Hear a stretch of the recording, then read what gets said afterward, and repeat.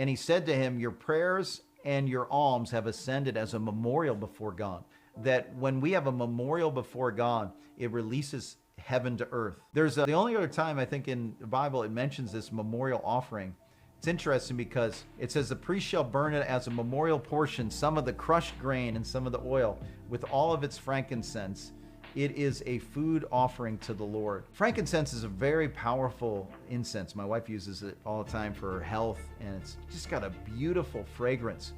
And one of the things cool about fragrance is it is long lasting. There were archaeologists who broke into some of the tombs in Egypt, and they found frankincense in these ancient Egyptian tombs, thousands, 2,000, 3,000, 4,000 years old. And when they opened up the tombs, you could still smell the frankincense. Isn't that amazing? That's how powerful and lasting frankincense is.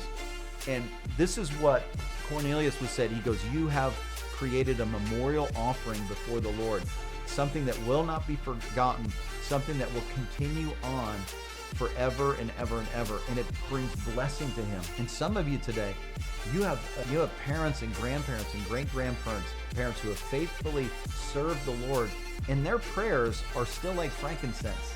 They haven't stopped creating a memorial and answers for you in your life. Some people I look at, they're so blessed, but I recognize because they had a godly heritage.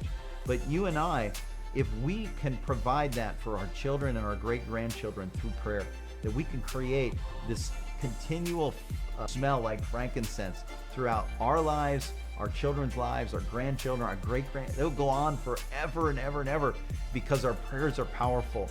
And I want to give you that encouragement today. And like Cornelius, he had a memorial before the Lord through his prayers and his giving, and it was like frankincense. And I want to close with this statement by E.M. Bounds. And he says this, he said, God shapes the world by prayer. Think about that. God shapes the world by prayer. Through our prayers, we're inviting the Lord in to have authority and do his work here on the planet. We're co-laborers with God. E.M. Bounds says this, prayers are deathless. The lips that uttered them may be closed to death.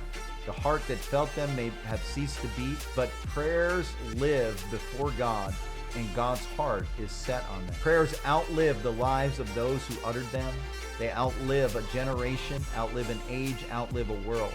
That man is the most immortal who has done the most and the best praying.